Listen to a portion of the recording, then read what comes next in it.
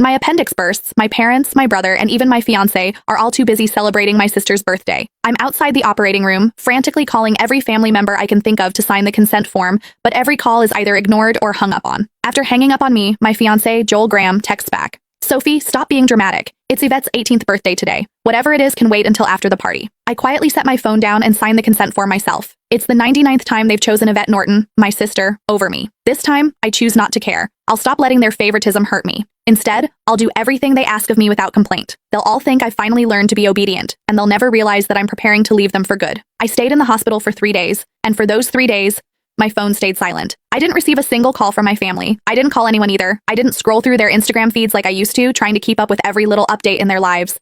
Instead, I just quietly rested in my hospital bed and dragged my weak body around for checkups and payments. Even on the day I was discharged, I didn't tell a soul.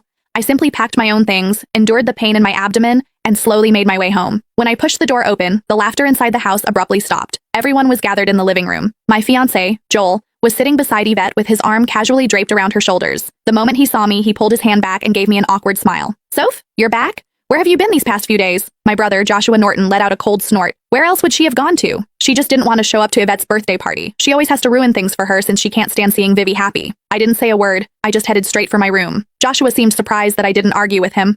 Normally, whenever he accused me of being selfish, I would break down in tears and desperately defend myself.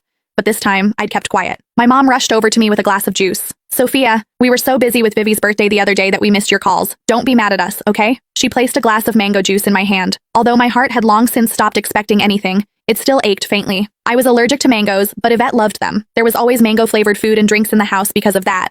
But no matter how many times I reminded them, no one ever remembered that I couldn't have mangoes. I handed the glass back to Mom and quietly stepped back. I'm not mad, I'll just go to my room. Just as I turned around, a loud noise came from the living room. Dad abruptly stood up and slammed his hand on the table. He screamed, "Why have you been walking around with that sour face ever since you came in? Your mother already apologized and even gave you your favorite drink? What's with that attitude? It looks like we've spoiled you too much." My heart twisted, and even breathing hurt. Tears blurred my vision, but I still lifted the glass from Mom's hand and drank it all in one go. I then gently set the empty glass down and wiped away my tears. I calmly looked at Dad. Yvette's the one who likes mangoes. I'm allergic to them, but it doesn't matter. I already drank it all. Can I go to my room now? Sophia, why didn't you say something earlier if you were allergic to it? Who told you to drink it? You're so stubborn. Mom panicked and quickly patted my back. Dad looked embarrassed, but he still harshly replied, "You could have just explained yourself. You've always had that unlikable attitude. You're nothing like Vivi. She knows how to communicate." Yvette's voice drifted over from the couch. "Dad, don't say that about Sophia. You'll make her sad." She sounded gentle, but the smugness in her eyes was impossible to hide. Yvette had always used my dullness to highlight her perfection. No matter what it was, she loved comparing herself to me. She would only be satisfied when she got to trample me.